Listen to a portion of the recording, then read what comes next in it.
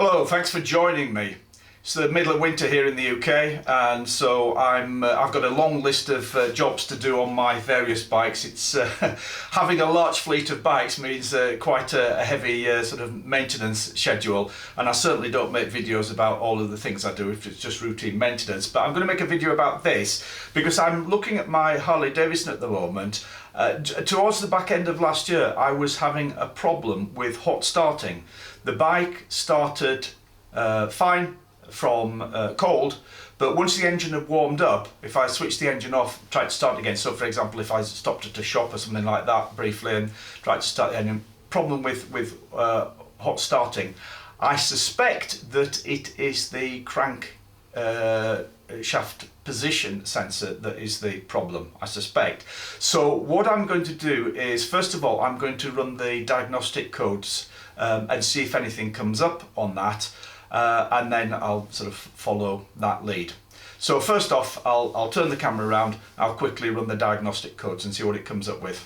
To pull up the diagnostic codes on my bike, which is a 2008 Dyna Fat Bob, you have to press in the trip reset button, which is on the side here, press and hold that, switch on the ignition, the speedo does a sweep, all the lights go on, and then in the little box there it says for diagnosis. So release the button. If I press that button briefly once, just press it in once, then it comes up with the different areas of diagnosis. So you get this sequence of codes, P, S, SP, T and B for the different areas. So P, the first one, is the ECM codes. So if I press and hold the trip reset button, it will bring up any error codes. And it has brought up an error code there. It's P0373. I have a list of the diagnostic codes which is available if you want it. It's available for download on my Buy Me a Coffee page, totally free. You don't have to buy me a coffee, it's just a convenient place to put things to share with people.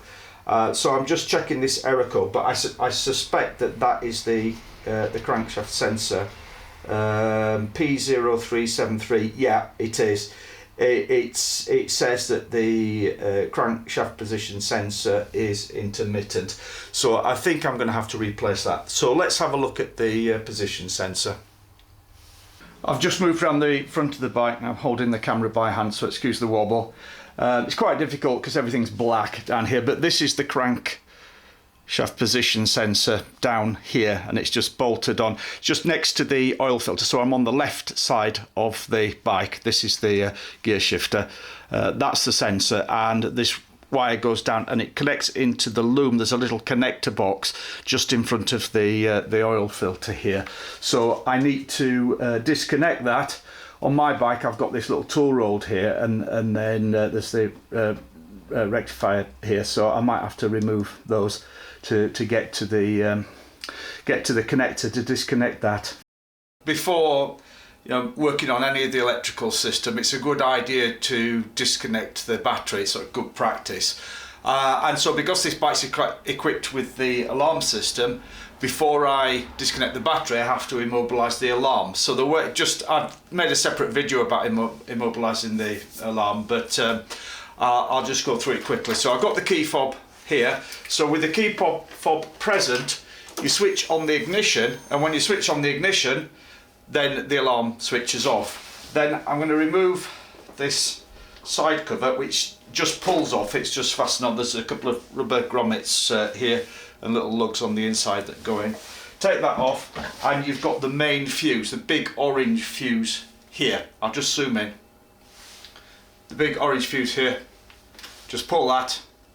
That kills the electric system, but even with that killed, I'm still going to disconnect the battery. So to disconnect the battery, got to remove the seat, the side panel at the other side, and then I can remove the negative terminal from the battery, and then I know that the entire system is dead. The seat is very easy to remove. It's fastened on with just one screw here. Different kinds of fasteners, some of them are knurled ones. I've got an Allen head screw in there. So when I fit it myself, just ones that are most convenient for me. Just crack that off, take that out.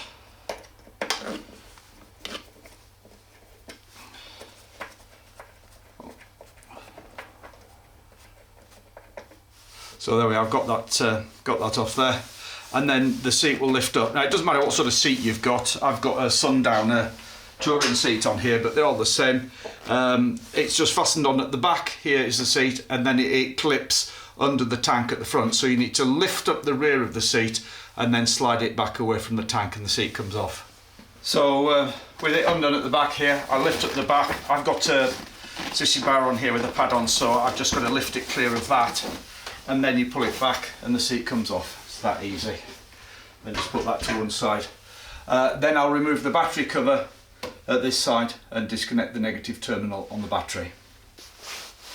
You can see my side panels are custom. I do leather work, and therefore I sort of customize. So I've made this side panel on my bike here. It's just covered it to make it look like a bag, you know, the straps and buckles. It's actually not a bag, it's just the side cover, but I just like the look of that. Anyway, this battery cover is fastened on. There's a crosshead screw just underneath, just down here. So undo that.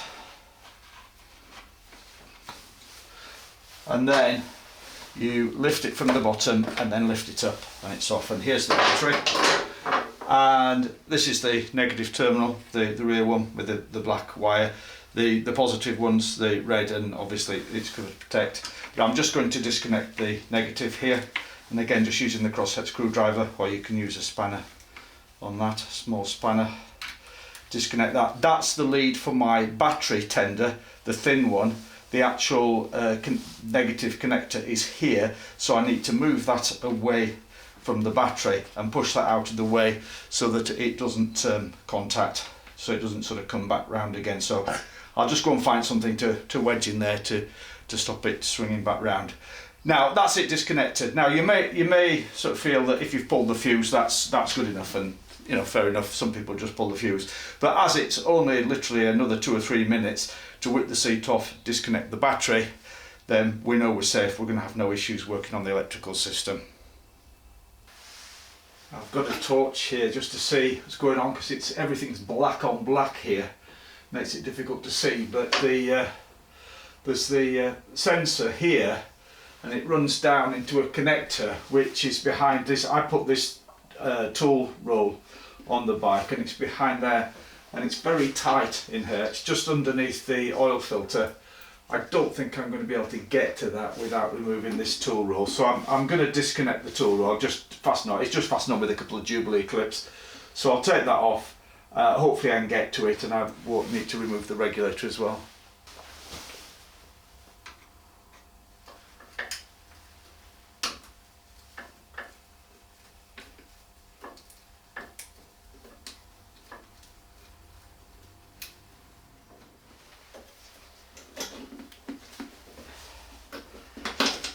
Right,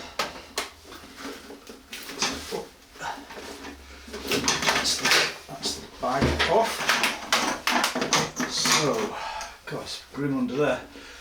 Not had that bag off for a couple of years. I think I'll give all this a bit of a clean up before I put it back together. Anyway, right, so this is what I'm trying to get to, this connector in here, which is just inside a little rubber case, which we'll pull down, and there we are. I can get to it now. So this is the connector I want. Probably going to have to get my head in the way to reach that, but I'll zoom in. Right, so this is, I just pulled this down, just a little rubber housing, and this is the connector here. I need to undo. It just clips off, and just caked in road dirt. There we are, we're disconnected at that end. That's good. So I need to undo the sensor from the crank. This is the crank sensor here, which is fastened on with an Allen head bolt. When you're working on the Harley, I never know whether it's going to be a metric fitting or a imperial fitting, but my guess is that because it's a sort of a dedicated Harley engine, but it's going to be imperial, so I'm guessing 3/16. So I've got a 3/16 Allen wrench here, Allen key. Yep, that's the one. Lucky first guess. Don't usually get it right first time, but right, it's a bit fiddly getting this in here. Probably going to have to get my hand in the way of the camera. Anyway, up. Just crack that off and do that. I can't do it without getting my hand in the way of the camera. Right, I just faffed about with that. Couldn't get to it, just too awkward in here, so I just switched the camera off, come back. I've got a 3/16 Allen head socket on there with a wobbler bar. It's the only way I can sort of get in there, and it's not too difficult. It's just it's not too difficult to undo. Just I can't do it with my finger. So we're getting there. There we are. It's coming out nicely. I can do it by hand now.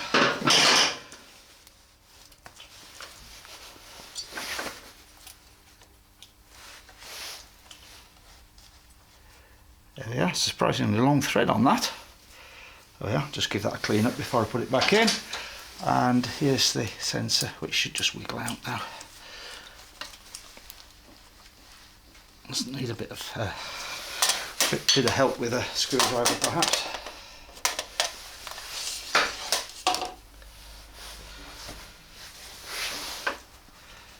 Right, give that a bit. Oh, that's it. Oh, thought that was going to be difficult, but it's actually come out no problem. Needs cleaning up around there a little bit, I think, just where it's seated. Again, it's just years of crud and stuff. But there we are, and we're disconnected at both ends. Right. Right, so here we are. Here is the crank position sensor just pulled off, and obviously you can't tell whether it's damaged. There's no evidence, physical evidence of damage on there, but I got a new one here. So this is a drag specialities one, which in the UK I bought this from Hog Parts UK. I tend to get all of my bits from them. They're extremely good range of stuff, great suppliers, no affiliation of course, I'm just a happy customer. So pull that out the back, there it is. Identical to the one, so replacing it is just a case of going, repeating the procedure in the opposite direction. New one, old one, new one. So I'll stick this one back on, and then we'll see how we get on. I'm not going to film the whole process of fitting the new sensor, because it's just a reverse of taking it off, but I'll just make a comment. One is I'm going to put on this end, if you can see, I've got a lot of light on the job here, hang on, get my torch on it. So on this end, which is the sensor end, you can see here hopefully there is a O-ring on there. So I'm going to put some oil, engine oil, because this goes straight into the crank, round there and round the O-ring, just to lubricate that so it goes in. And then the other end with the connector, I'm going to put a little bit of silicone grease on that end, connector grease, just to keep those connections clean, and so at some point in the future I have to undo it again, it'll come off just as easily as it did this time. Okay, so I'm just going to whack all that back together, and also I'm going to clean up a little bit around the area where I had behind where I had the bag with the connector. And to do that, I've got a little brush here. It's just a nylon brush, just a little nylon brush, but it's great for just getting all the dirt off. Okay, get back to you when I've got the sensor fitted. Right, that's the new sensor fitted in here. That's the new sensor in. That was very quick and easy to do. So I'm going to reconnect the battery, put the fuse back in, fire up and see what we get.